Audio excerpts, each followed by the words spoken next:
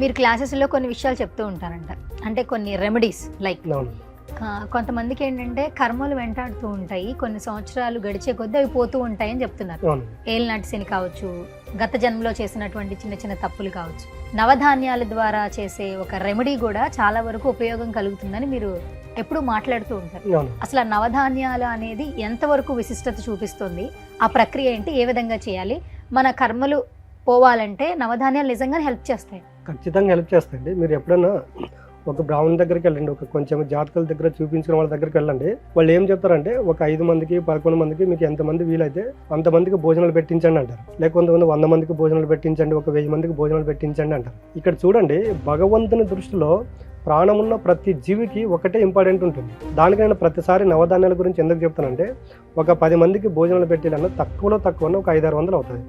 100 మందికి భోజనాలు పెట్టాలన్నా తక్కువలో తక్కువ ఒక 10,000 రూపాయలు అవుతుంది. ఇక్కడ చూడండి, మీరు ఒక గుప్పెడు నవధాన్యాలు తీసుకోనండి, మహా అంటే ఒక 10 రూపాయలు అవుతుంది, లేకపోతే 15 రూపాయలు అవుతుంది. మీరు టెంపుల్కి వెళ్తూ ఉంటారు, వెళ్ళినప్పుడు గుప్పెడు నవధాన్యాలు తీసుకొని అక్కడ వేసి వచ్చారనుకోండి, ఒక గుప్పెడులో దాదాపు కన్నా ఒక 2-3 వేల ధాన్యాలు ఉంటాయి, చిరుధాన్యాలు. అవన్నీ అక్కడ వేసినప్పుడు ఏమవుతుందంటే 2-3 వేల అక్కడ ఏమవుతాయి, పురుగులు కావచ్చు, చీమలు కావచ్చు, ఇవన్నీ తింటాయి.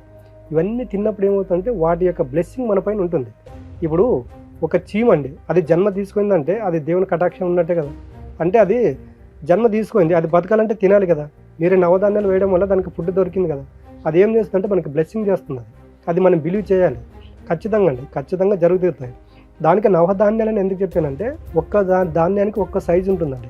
మనం అన్ని అక్కడ గుప్పెడు నవధాన్యాలు వేసి వచ్చినప్పుడు ఏమవుతుందంటే, ఏ దానికి తగిందే దాన్ని తీసుకుని వెళ్ళి తినడం జరుగుతుంది.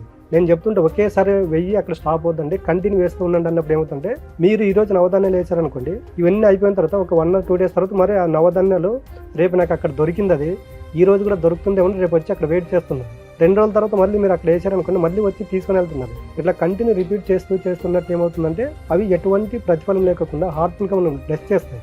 ఎప్పుడైతే బ్లెస్ చేస్తాయో మన కర్మలు, మీరు ఇప్పుడు అడిగారు కదా, గత జన్మలో కావచ్చు, ఈ జన్మలో కావచ్చు, ఏమైనా మనకు చెడు కర్మలు అనేవి తగ్గుకుంటూ వస్తాయండి. దానికి నేను ప్రతిసారి ఈ నవధాన్యాల ప్రక్రియ అనేది చెప్పడం జరుగుతుంది.